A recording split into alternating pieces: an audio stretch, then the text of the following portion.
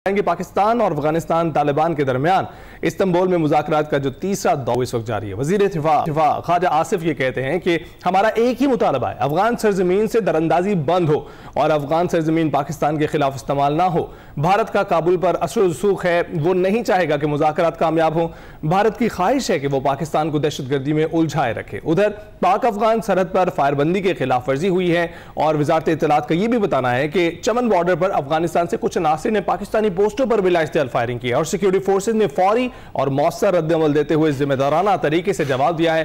पाकिस्तान ने अफगानिस्तान की जानिब से वाक़े पर दावे को मुस्तरद कर दिया और कहा है कि फायरिंग अफगानिस्तान की तरफ से शुरू हुई है, जिसका फोर्सेज ने फौरी और जिम्मेदाराना अंदाज में जवाब दिया है। पाकिस्तानी फोर्सेज की जिम्मेदाराना कार्रवाई से सूरत हाल पर काबू पा लिया गया और जंगबंदी बदस्तूर बरकरार है।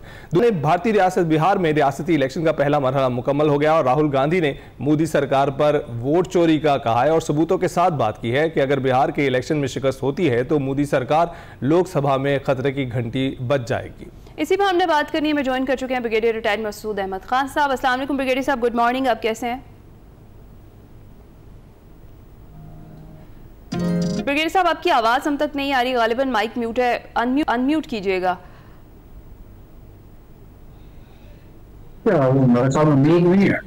जी सर, अब हम आपको सुन पा रहे हैं। सर, सबसे पहले जरा इस्तांबुल में ये जो पाक अफगान मुज़ाकरात का तीसरा और अहम दौर हुआ है, आप कैसे देखते हैं इसे? ये नतीजा खेज साबित होगा? जी हाँ, देखिए मेरे ओपिनियन के मतलब इट्स वेरी इंपॉर्टेंट और मेक एंड ब्रेक वाली मूवमेंट है फॉर अफगान तालिबान रजीम के लिए।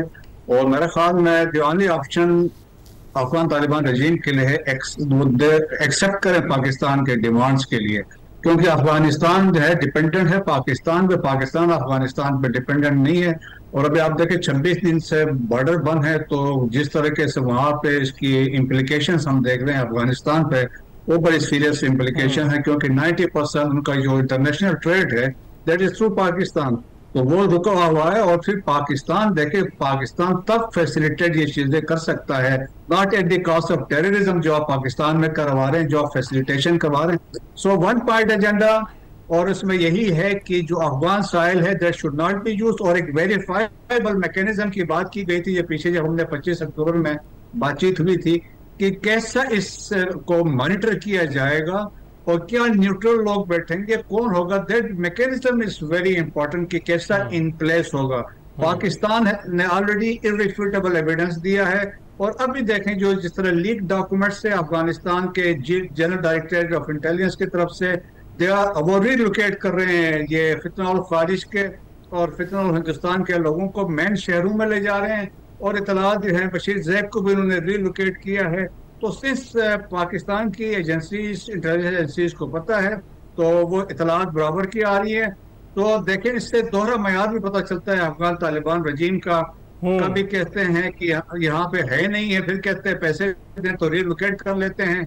और फिर अभी मुल्ला याकूब ने कहा कि जी फितना उल खारिज दहशतगर्द नहीं है, और उनके इंफॉर्मेशन मिनिस्टर ने कहा जी हमारे तो ये मेहमान है। सो दोहरा मयार है, डबल स्टैंडर्ड्स है। लेकिन पाकिस्तान का एक वन पॉइंट एजेंडा है कि Afghan soil should not be used against Pakistan. इसके लिए अगर होता है तो then the response will be decisive, massive होगा, और मेरे ख्याल में it will have serious implication for Afghanistan. बिल्कुल। और ब्रिगेडियर साहब, आप क्या समझते हैं कि एक जानिब हम तीसरा दौर चल रहा है, जैसे 25 और 30 अक्टूबर तक हमारा दूसरा दौर हुआ इस्तांबुल में, अभी भी तीसरा दौर हम किस वजह से कर रहे हैं, किस उम्मीद में कर रहे हैं? क्योंकि हमें रवैया तो दिखाई दे रहा है कि एक जानिब जो है हम मुज़ाकरात कर रहे हैं, दूसरी जानिब ये फायरिंग का तबादला हो रहा है दोनों बॉर्डर एरिया पर। कैसे देखते हैं आप इस चीज़ को, किस उम्मीद में है दोनों फरीकैन? देखिए, Pakistan is acting as a responsible state है। इंटरनेशनल कम्युनिटी की नजरें इस्तांबुल पे लगी हुई है कि यहाँ से आउटकम क्या लगता है। दुनिया मानती है अफगानिस्तान एक हब बन चुका है, एपिक सेंटर ऑफ टेररिज्म है, जो थ्रेट न सिर्फ पाकिस्तान को करता है, न सिर्फ रीजन को करता है, आलमी अमन के लिए खतरा है इस्लामिक स्टेट की वजह से, अलकायदा की वजह से। अब अमेरिकन मानते हैं फितना उल खारिज TTP जो है के इंटरनेशनल थ्रेट बन चुकी है। तो वो एक इम्पॉर्टेंट है, but at the same time हम चाहते हैं कि डिप्लोमेसी को, ये बातचीत को एक मौका दें, जिसलिए मैंने कहा कि it is last ditch effort है अफगानिस्तान के लिए। और उनके पास हमने कहा उनका लिटिमस टेस्ट है और इसके बाद फिर गिला वो पाकिस्तान से न करे। पाकिस्तान ने अपनी कैपेबिलिटीज और रिजॉल्व तो हमने शो कर दिया कि हम क्या कुछ कर सकते हैं। और जो कल वाकया हुआ है चमन वाला, और उसमें भी देखे कि वहां पे इसके बाद उन्होंने कहा कि गलती हुई कि किसी ने, फिर ये भी कहते रहे कि रोग एलिमेंट से दरमियान उन्होंने ऐसा किया है। तो मेरे ख्याल में फिर या उनकी कैपेबिलिटी भी नहीं है या वो कंट्रोल भी नहीं कर सकते हैं। तो अगर देखें वो ये कहते हैं we don't have the capacity and capability, तो फिर पाकिस्तान के पास ये कैपेबिलिटी, हमें मौका दें और फिर हम हेल्प कर सकते हैं। सही सही। अच्छा ब्रिगेडियर साहब, बार बार पाकिस्तान ये कह रहा है कि जो अफगान सरजमीन है, जिस तरह से भी आपने भी जिक्र किया कि वो पाकिस्तान के खिलाफ इस्तेमाल ना, और ये तहरीरी तौर पर लिख कर दे दिया जाए अफगान तालिबान की जानिब से, मुसलसल वो इससे इनकारी हैं। आपको इसकी बड़ी वजह क्या लगती है? देखें ना, उससे तो वो तो एस्टेब्लिश हो रहा है ना, इससे वो नहीं चाहते हैं कि एक तरफ से मैंने कहा कि वो प्राइवेटली मानते भी हैं कि हम पैसे दे कि हम रिलोकेट करते हैं, फिर अभी ये भी क्लेम मानने को तैयार नहीं है कि अगर रिटर्न में दे देते हैं तो वो मतलब उसमें कंफर्म हो जाता है कि ये स्पॉन्सर कर रहे हैं टेररिज्म को इन द रीजन, तो उसको अवॉइड करने की कोशिश कर रहे हैं। फिर देखें कि अफगानिस्तान में अभी जो नई डेवलपमेंट है कि डिवीजन हो गई आपस में। जब फितना और ख्वारिज की बात है, अफगान तालिब जो कंधारीज हैं वो चाहते हैं कि this should be a firm control over फितना और ख्वारिज, ये जो टीटीपी के ऊपर हो। जबकि हक्कानी जो है, सिराजुद्दीन हक्कानी नेटवर्क के ये लोग हैं, ये उनको सपोर्ट कर रहे हैं। आज जो मैक्सिमम प्रेजेंस है फितना और ख्वारिज की वो लोया पख्तिया है, जो एरियाज है, नंगहार है, खोस्त है, पक्तिका है, पक्तिया है और लुगर है, इन एरियाज में है। तो अभी वहां तो ऐसी सिचुएशन हुई है कि वहां तो फितना और ख्वारिज वाले they are controlling those areas. फिर ये हक्कानी को इंटरेस्ट ये भी है, वो चाहते हैं कि ये लोग पाकिस्तान में खास तौर पे एसवाइल फाटा का कंट्रोल करें ताकि फॉल बैक पोजीशन भी हो, फ्यूचर में सिविल वार होती है तो इनको इस्तेमाल करें। सो आपस में ये डिवीजन भी इनके आपस में चल रही है। सो बहुत सारे मसाइल अफगानिस्तान के लिए भी है, लेकिन पाकिस्तान का वाज़ेह मौक़िफ़ है, हम उस पर कंप्रोमाइज करने को तैयार नहीं। राइट। तो ब्रिगेडियर साहब ये भी बताइएगा कि वैसे तो एक नुक्ता है जिस पर इत्तफाक हो गया था जो पहले इस्तांबुल में दौर हुआ, उसमें ये बात थी कि निगरानी और तस्दीकी निज़ाम पर दोनों जानिब से एक्सेप्टेंस मौजूद थी।